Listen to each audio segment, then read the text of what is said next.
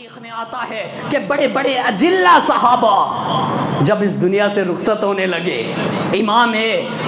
اللہ کے نبی صلی اللہ علیہ وسلم کے پیارے صحابی حضرت ابو ہریرہ رضی اللہ تعالی عنہ،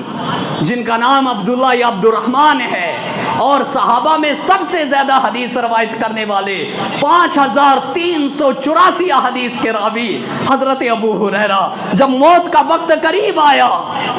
حضرت ابو ہریرہ رضی اللہ تعالیٰ عنہ رونے لگے۔ پوچھنے والوں نے پوچھا، اے ابو ہریرہ تم تو صحابی ہو، تم کیوں رو رہے ہو؟ حضرت ابو ہریرہ رضی اللہ تعالیٰ عنہ نے بڑا قیمتی جواب دیا تھا، بڑی اہمیت والی بات کہی تھی۔ میرے عزیز بھائیو، اس بات کو پلہ باندھ لیجئے،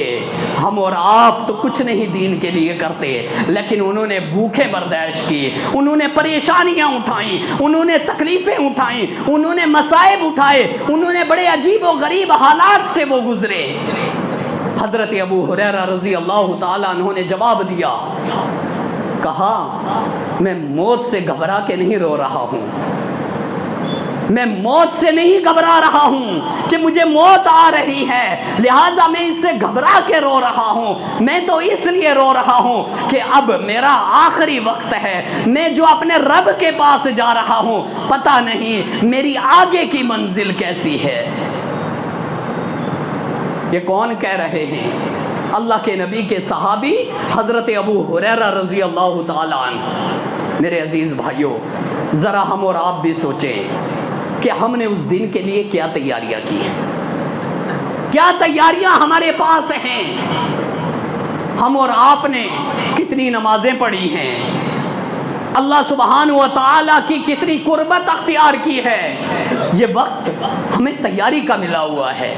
یہ وقت، یہ موقع اللہ سبحانہ و تعالیٰ نے ہمیں تیاری کے لیے دیا ہے۔ اس موقع کو ہم نے کتنا غنیمت جانا ہے، یہ چیز ہم اور آپ کو سوچنی ہے، اس پر غور و فکر کرنا ہے۔ اور یاد رکھیے، اللہ کے نبی محمد رسول اللہ صلی اللہ علیہ وسلم کے صحابہ کرام رضوان اللہ اجمعین خصوصی طور سے موت کے تعلق سے بڑے فکر مند رہا کرتے تھے۔ یہی وجہ تھی کہ امام کائنات محمد رسول اللہ صلی اللہ علیہ وسلم نے اپنی لخت جگر بیٹی حضرت فاطمہ الزہرا رضی اللہ تعالی عنہا سے کہا تھا کہ اے فاطمہ،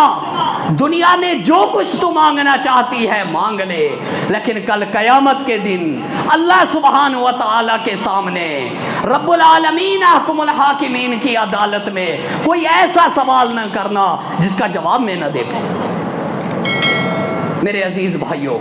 جب اللہ کے نبی اپنی لخت جگر بیٹی سے یہ بات کہہ رہے ہیں تو ہم اور آپ سوچیں ہمارا اور آپ کا کیا حال ہے۔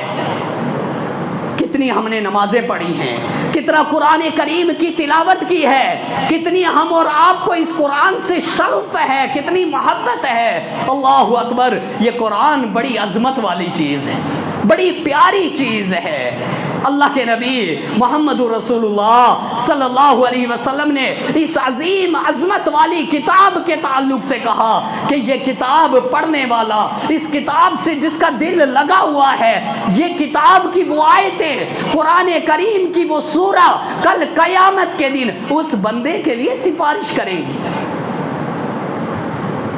میرے عزیز بھائیوں، یہ تو اٹل قانون ہے کہ موت آ کر کے رہے گی، اور یہ بھی اٹل قانون ہے کہ جو اللہ کا فیصلہ ہے اس فیصلے کے مطابق ہمیں میدان محشر میں اپنے رب کو منہ دکھانا ہے۔